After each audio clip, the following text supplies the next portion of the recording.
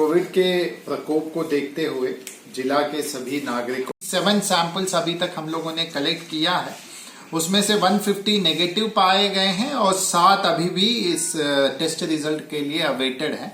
और आप सबको मैं पुनः एक बार बताना चाहूंगा कि अपने जिला में अभी तक कोई भी पॉजिटिव केस पाया नहीं गया है, परंतु कभी भी पॉजिटिव केस पाए जाएं तो इसके लिए हम लोग हमेशा तैयारी बरतते रहे हैं। और इसीलिए इसी उपलक्ष्य में आज हम लोगों ने एक बैठक भी निर्धारण किया था, जिसमें 3 cells, quarantine cell, isolation cell एवं मेडिकल सप्लाई सेल्स, ये तीनों का बैठक आज मेरे अध्यक्षता में हुआ है। इस सेल्स का जो बैठक था उसका मुख्य उद्देश्य यही है कि क्वारंटीन सेंटर्स एवं आइसोलेशन सेंटर्स चिन्हित करें। अररिया जिला में जितने भी हमारे होटल्स हैं उसको हम लोग क्वारंटीन सेंटर्स के तरह चिन्हित करने के प्रयास में लगे हुए हैं। मेरे इस कार्यालय से एक चिट्ठी भी सारे मैनेजमेंट्स को, हॉस्पिटल के मैनेजमेंट को भेजा गया है। मैं मीडिया के माध्यम से भी सारे मैनेजमेंट, हॉस्पिटल्स, होटल्स को मैं अपील करना चाहूंगा कि ऐसे विपत्त परिस्थिति में आप लोग भी खुल के आए और अपने एस्टैब्लिशमेंट्स को अपने जिला के सुविधा के लिए उपलब्ध करवाएं। और इसके अतिरिक्त लॉकडाउन हुआ है तब से लेके अब तक 988 कंप्लेंट्स या सुझाव आए हैं डिस्ट्रिक्ट कंट्रोल रूम में। उसमें 33 विषय को छोड़ के बाकी सब हम लोगों ने निष्पादन कर दिया है। अब जितने भी, जैसे 14 दिन तक हम लोगों को जो ट्रैक करने की आवश्यकता जो महसूस किया गया था, जो भी व्यक्ति अन्य राज्य से या इंटरनेशनल जगह से आए हैं, लगभग सब लोग 14 दिन अपना पूर्ण कर लिए हैं। और हम लोग एनफोर्समेंट, लॉकडाउन एनफोर्समेंट की जब बात करते हैं तो करीब 5000 दुकानों का हम लोगों ने छापेमारी, हम लोग के छापेमारी दल के द्वारा किया गया है और 1,69,000 जुर्माना भी हम लोगों ने वसूला है। और इसके साथ साथ जो 4 FIR भी हम लोगों ने दर्ज किया है। और वाहन चेकिंग में हम लोगों ने 5052 गाड़ियों का जब्त हमने किया है और 62,89,713 का हम लोगों ने जुर्माना लेवी किया है। और एसेंशियल कमोडिटीज, जो आवश्यक या जरूरी खाद्य सामग्री है, उसमें कोई भी कमी नहीं है, तो इसीलिए किसी को घबराने की भी कोई आवश्यकता नहीं है। और निर्धारित मात्रा में और निर्धारित मूल्य में ही जरूरत खाद्य सामग्री बिक रही है। और राशन का वितरण की बात हम लोग करें तो 100% उठाव हो गया है और जिला में अभी 86.48% का वितरण हो रहा है। और क्वारंटीन कैंप्स हमारे यहाँ 47 जगह पे चल रहे हैं और उसमें करीब 538 लोग भोजन एवं आवासन का सुविधा ले रहे हैं। जो राशन कार्ड जिसका नहीं बना है उसका हम लोग सर्वे करा रहे हैं और अभी तक क्षेत्र से जो इन्फॉर्मेशन मिली है उसके अनुसार करीब 12,000 लोगों का हम लोगों ने 12,885 लोगों का हम लोगों ने ऑनलाइन एंट्री भी कर दिए हैं।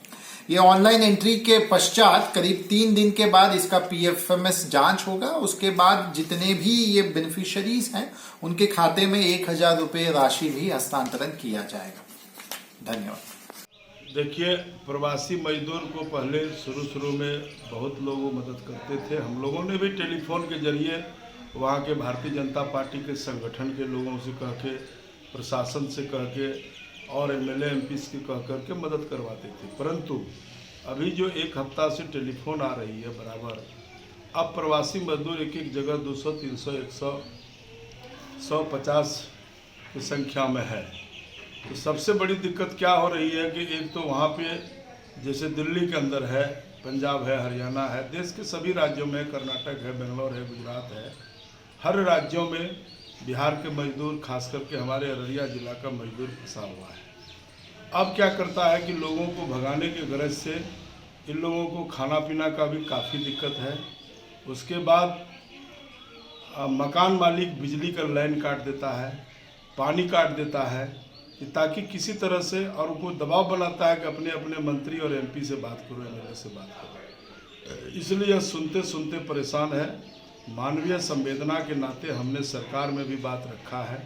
कल भी वीडियो कॉन्फ्रेंसिंग में हमारे parliamentary affairs minister Prahlad Joshi ji, Arjun Ram Meghwal ji, हमारे प्रदेश अध्यक्ष संजय जायसवाल जी और बिहार के लगभग 5-7-10 सांसद हम लोग वीडियो कॉन्फ्रेंसिंग में थे और हमारे गृह राज्य मंत्री नित्यानंद राय जी भी थे। मैंने आग्रह किया, स्वास्थ्य मंत्री अश्विनी चौबे थे, मैंने एक ही लाइन में कहा कि हर राज्यों में मजदूरों को लाया गया है, तो अब हम लोगों का भी जवाबदेही बनता है कि सरकार को मजदूरों को काफ़ी दिक्कत हो रही है, खाने को नहीं मिल रहा है, अब खाने के बिना अब मरने की स्थिति होगी। इस नाते मानवीय संवेदना के आधार पर उनको लाना चाहिए। उसी तरह से हमारे बिहार के छात्र देश के भिन्न भिन्न राज्यों में फंसा पड़ा है और हम सरकार से, बिहार सरकार से भी, माननीय मुख्यमंत्री नीतीश कुमार जी से भी, सुशील मोदी जी से भी और भारत सरकार से भी, गृह मंत्री से भी आग्रह किया था कल कि आप जैसे भी हो इनका जो भी व्यवस्था हो बिहार ला करके, सरकार, दोनों सरकार बिहार ला करके, चाहे बस के माध्यम से हो या ट्रेन के माध्यम से, उसको चिन्हित करके ला करके इसका जो आप क्वारंटाइन करवाइए, उसका जांच करवाइए। हर गांव में, हर पंचायत में, स्कूलों में क्वारंटाइन बनाया गया है और वहाँ पे रख करके उसका स्क्रीनिंग करके जांच करवा के 14 दिन रखवा करके जो स्वस्थ रहेंगे वो घर जाएगा। लेकिन अब हमको कहीं से उचित नहीं लगता है कि कई छात्र कोटा के अंदर डिप्रेशन में है, बच्चियाँ फंसी हुई है, बच्चे ही देश का भविष्य है। इस नाते मैंने सरकार से आग्रह किया है और सरकार भी कदम उठाया है। माननीय गृह मंत्री जी भी, सरकार से आदेश हुआ है, आज के अखबारों में है कि अब मजदूर और छात्रों को लाने की व्यवस्था सुनिश्चित किया जाएगा। अब सरकार है बिहार की और देश की सरकार कैसे लाया जाएगा उसका रास्ता हमको लगता है प्रशस्त होगा। आज के अखबार में भी ट्रेन से लावे या बस से लावे, जिस तरह से भी हो, सरकार की जवाबदेही भी है, जिम्मेवारी भी है और हम सब आग्रह किए हैं। लगता है कि 2-3 दिन में रास्ता खुलेगा और बिहार के प्रवासी, बिहार के छात्र निश्चित रूप से घर जाएंगे। यह वैश्विक महामारी है, माननीय प्रधानमंत्री ने बड़ा कदम उठाया है और इसका रिजल्ट देश में देखने को मिलता है। नहीं तो इस तरह का महामारी ऐसा फैलता, लॉकडाउन के अलावे कोई रास्ता भी नहीं है। इसलिए मजदूर ने भी, छात्र ने भी चीज़ों को समझा है, लेकिन अब अपने अपने घरों में लाने का व्यवस्था सुनिश्चित करना चाहिए ताकि सभी लोग अपने अपने घरों में आ जाएं।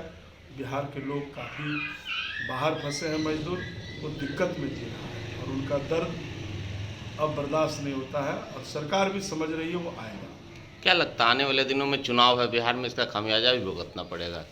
निश्चित रूप से मान लीजिए कि ये पब्लिक फंसी रहेगी, अगर लोगों को आप भूखे मर जाएगा, कोई दिक्कत हो जाएगी, किसी का बच्चे बीमार हैं तो आक्रोश पनपेगा लोगों में। जब आक्रोश पनपेगा तो फिर मतदान है ना ये, इसलिए आक्रोश नहीं पनपना चाहिए।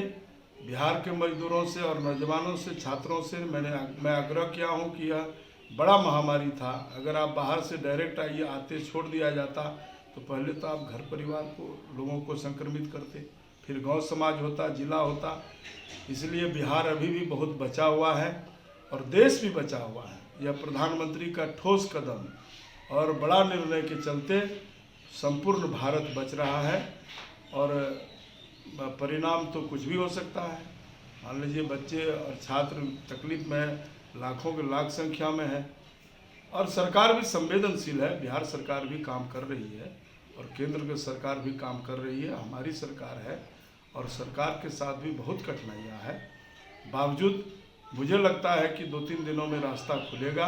निश्चित रूप से सभी के बच्चे, चाहे वो कोटा के अंदर हो या देश के भिन्न राज्यों में हो, पढ़ने लिखने गए होंगे हैं और या फिर मजदूर प्रवासी जहाँ भी भारत के जिस राज्य में है उसको लाने का रास्ता निश्चित रूप से बातों को समझे